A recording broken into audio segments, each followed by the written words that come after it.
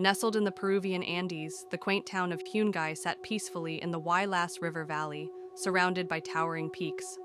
But in 1970, a powerful earthquake shook those mountains, triggering a massive landslide that buried the city and nearly all its inhabitants.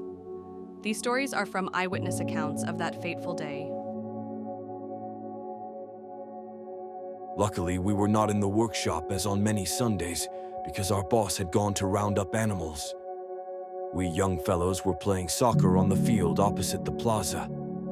Suddenly, we heard a frightful noise in the north from the direction of Huaraz. Just then, the ground began to shake. We fell to our knees to pray as first the old church, which was very ancient, crumbled. The new one, which was still under construction, fell next. Cracks opened in the ground. Those of us who had been playing ran to our homes quickly.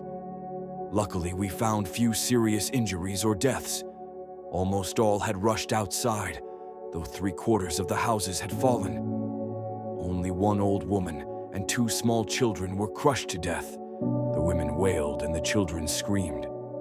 The level of the water in the river rose suddenly, and it was full of mud.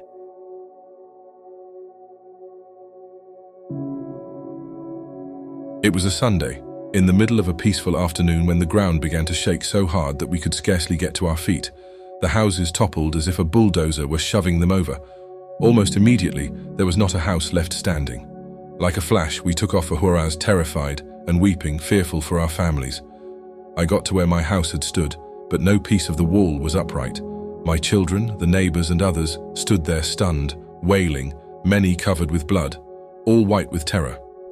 I headed towards the middle of town to see what had happened to my woodworking shop. It was impossible to get there. There were dead on all sides and injured screaming, some without legs, others half buried and no one to help. I kept on for a way, weeping and shouting like a madman that it would be better to have died than to suffer thus and live homeless. I went back home, and my whole family spent the miserably cold night in a field without any shelter.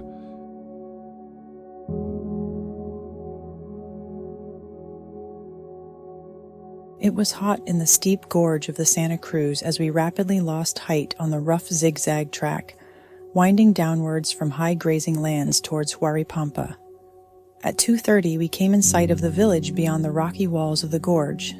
In the mouth of the gorge, we found a small grassy area between the river and the cliffs, an ideal campsite where we sat in the sun, washed our clothes, heated a hot drink, and began the mental process of preparing to return to civilization the following day. Momentarily, I was aware of an acute silence and birds swooping downwards from the cliff. Then suddenly, with the sound of thunder deep in the earth, the ground began moving up and down. Under our feet, violent waves convulsed, which we could not see but definitely could feel. Our first reaction was that our little flat was going to fall into the river, and we moved instinctively towards the cliffs. Almost simultaneously, the cliffs began to fall apart. Rocks flew overhead, and the sound of huge crashing boulders filled our ears. Acutely aware of our vulnerability, we crouched beside a 3-foot-high rock and waited, we have no idea how long, for a return of silence and stillness. The air was solid with dust. We could no longer see the village, and the river ran brown and muddy. An 18-inch boulder lay next to my head, and one 4 times that size lay beside my pack. Jenny's wet clothes still lay on the rock at the water's edge, but her sleeping bag, 5 yards from the river, rested on the grass, soaking presumably from splashing boulders. A huge eucalyptus tree at the other end of our grassy strip was sliced through 8 feet off the ground. We were shaking so much ourselves that we kept wondering if the quake had really stopped. By the time we had repacked, dust-covered locals came down the track, looking as terrified as we. We waited together for 10 minutes in case we had been mistaken about the push and shock waves occurring close together at the start of the quake. Another 10 minutes and we had run down the stone-littered track, jumping cracks and clambering over the debris of a big landslide to the relative safety of a small hillock at the mouth of the gorge. Here we met wailing women and children kneeling under a wooden cross, knocked crooked by the quake, staring into the dust and waiting for their men to emerge from the gorge. We sat with them for half an hour, caressing 2 of the children to calm them and ourselves, when another tremor sent rocks crashing into the gorge again.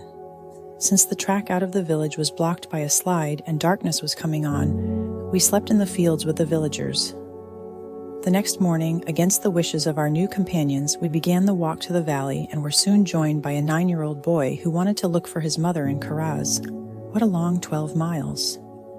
The track wound around a steep, barren hillside, in places covered by landslide debris, in others vanished down the slope and always filled with cracks in the earth. Strangely, we felt sure that we had been close to the center of a localized earthquake. This impression was strengthened when we passed a partially destroyed village and walked through demolished Santa Cruz. Here in a field near town were enormous cracks and huge chunks of earth thrown up in confusion. Lower villages were only partly destroyed. However, by the time our little guide had found his mother and we reached Caraz, we realized it was much larger than we had thought.